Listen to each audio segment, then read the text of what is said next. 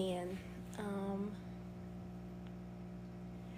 I am going live because I want to show you guys the idea that I've come up with to try to help my plants from dying. I believe when I first started popping the seeds inside of the tray that I had, I may have had those pellets like too wet, and I think when I put the seeds in there, they were already starting to die, and they were fighting for their lives from the very beginning. I had planted 3 Crafty Fox seeds, and none of them made it. Actually, one did pop, and it did start to heave. It heaved through the soil, but it never stood up straight. So that one is gone. I don't know what happened to one of the seeds. It never even tried to grow. I don't even know where it's at. It's completely gone. The seed is gone even after some time, and I broke apart the little soil pellet or whatever. There was no seed in there. And then the other seed just never popped. I have one more Crafty Fox seed left. I have not popped it yet. I have Pink Rosé, Pineapple Express, and I also have White Raspberry Truffle inside of the tent right now. And my White Raspberry Truffle is actually starting to die. Actually, as a matter of fact, it's been dying for a very long time. I've tried putting a mason jar on top of it to try to keep the humidity a little bit higher inside of that auto pot for that plant, but I don't think it's gonna make it.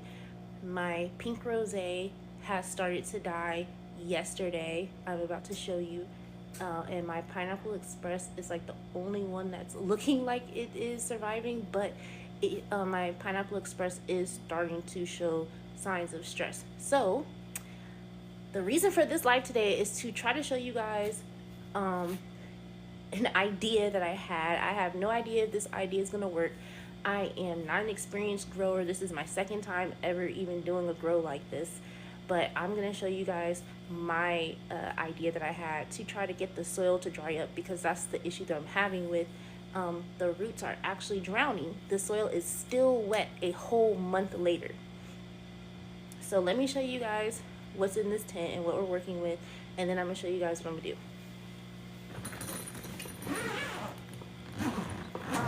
And if you're a grower, if you've grown, let me know if what I'm about to do is a good idea. I'm sorry if you guys hear like a whole bunch of wind and stuff. It's so windy over here. It's so windy over here. I had to move my car and back it into my trash can so the trash cans won't move.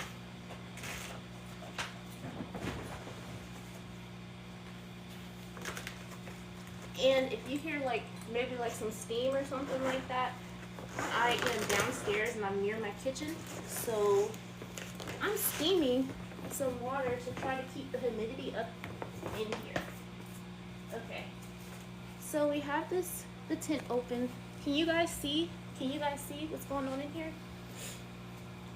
Okay, yeah, you can see. Let me move this some so you can see a little bit better. I just bought this the other day.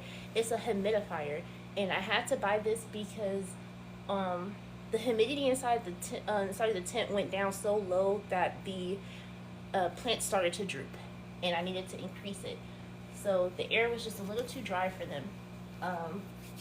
And I actually have 2 dehumidifiers over here. Let me show you. I'll show you the whole tent actually.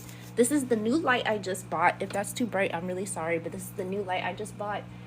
The sides can go up and down, but I try not to have it too angled down because these plants are really small. As you can see, the lights will actually burn them.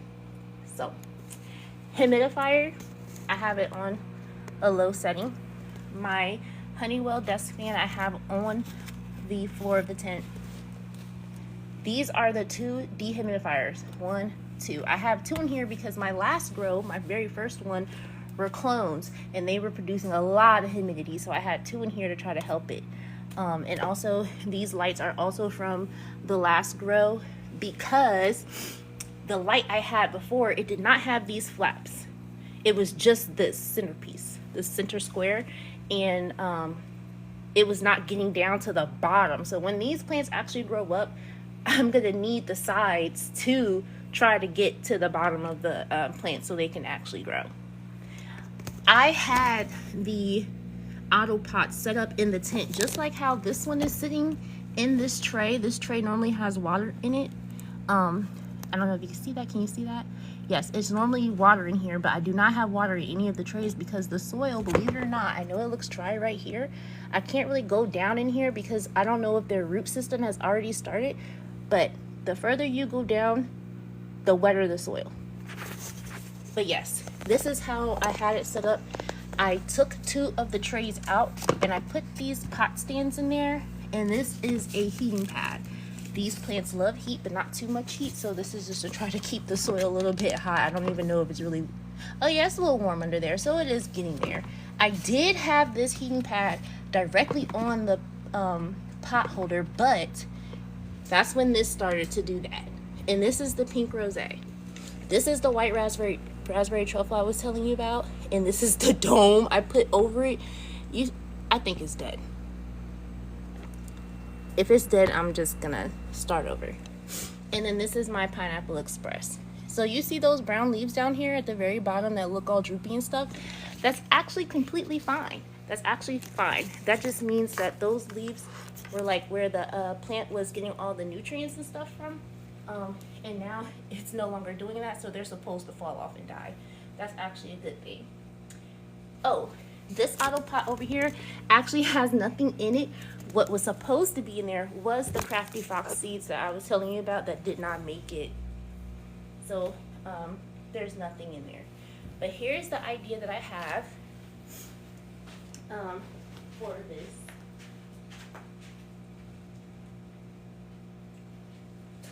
Okay, so I don't know if I've shown you guys this before, but this is the water reservoir, and the water reservoir normally has a whole bunch of water in here, but because these plants are really small, we will not be using the water reservoir to feed the plants. We'll actually be doing a top watering because we don't want to have any type of drowning. They're too small to handle all that water.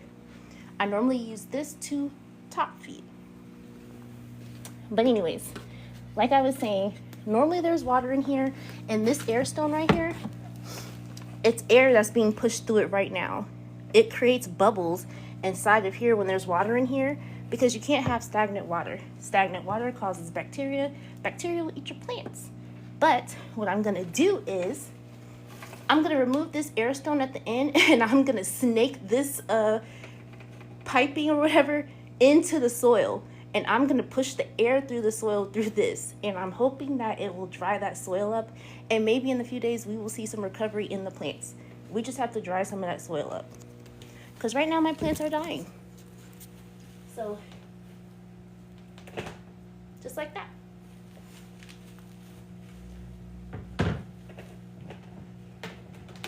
There's a hole at the top of the water reservoir that I snaked this through. That way I don't have to keep this open. So normally when the water's in here, I close it off like that. Bam. And that's why we need this, because there's no airflow. But I did find out something. So I'm actually about to buy a wave maker. I will no longer be using the air stone anymore because the air stone, it literally has minerals in the stone. It's a stone. The soil already has minerals. That's too much minerals for the plants. Nutrient lockout, plus the air bubbles from the air stone causes the pH to rise drastically. And we like to keep the plants at like a 6.8, 6.9. Well, we'll say about 6.6, 6.8, you know, pH balanced. So what I'm gonna do now is I'm going to actually open, there's a vent at the back of this tent. I'm gonna open that, and then I'm gonna snake this through the back through that hole, and it's gonna come through the right side of this tent. And then that's how we're gonna do that.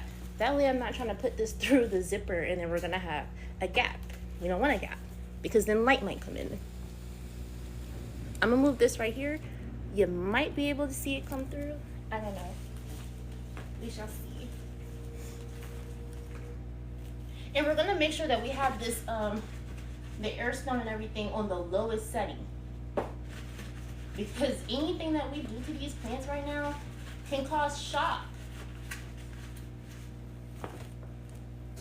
Uh-oh, what's in the way? Okay, that auto pot's in the way. So that's fine. I'm about to go ahead and snake this through.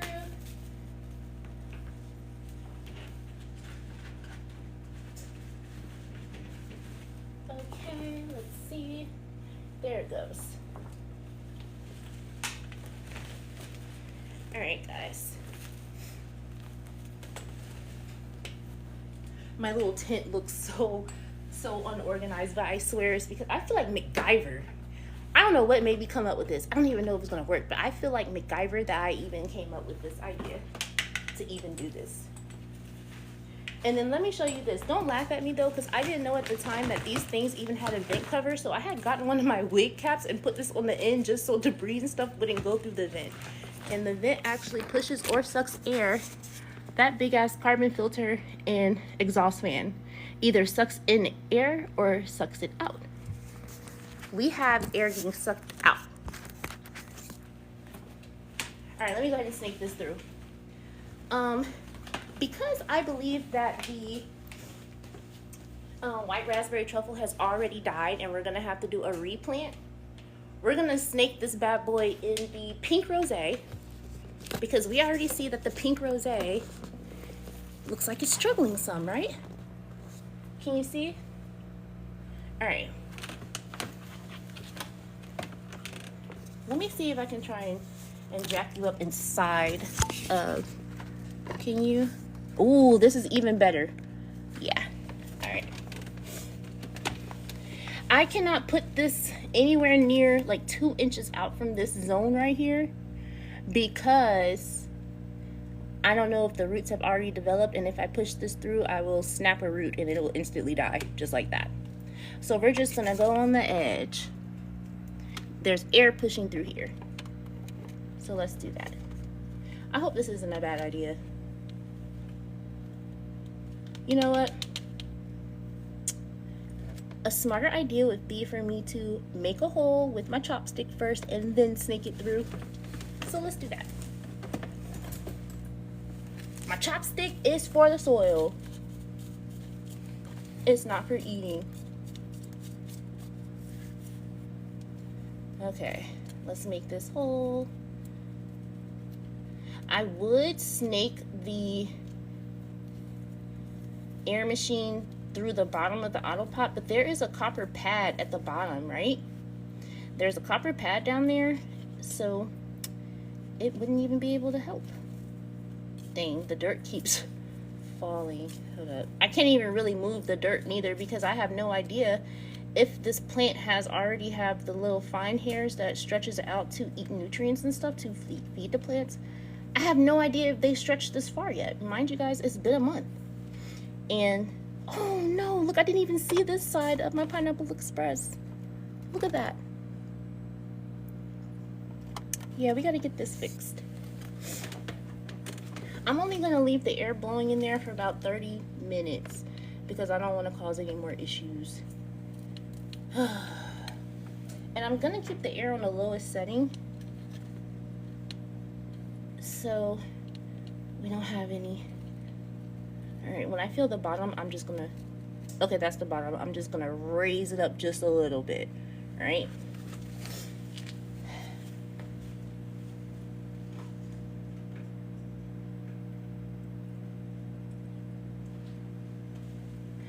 And voila!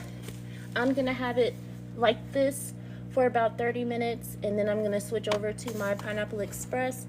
And I'm really thinking that we did lose the white raspberry truffle, so I'm probably gonna end up dumping that and I will replant my seeds. Again, like I said earlier, I have 1 Crafty Fox seed left. I have 2 pink rosé seeds left. I have like 7 Pineapple Express, and then I believe I have like 3 white raspberry truffles left. So I will be popping those really soon. Probably in the next day or 2. Yeah, probably in the next day or 2 I will go ahead and try to repop those.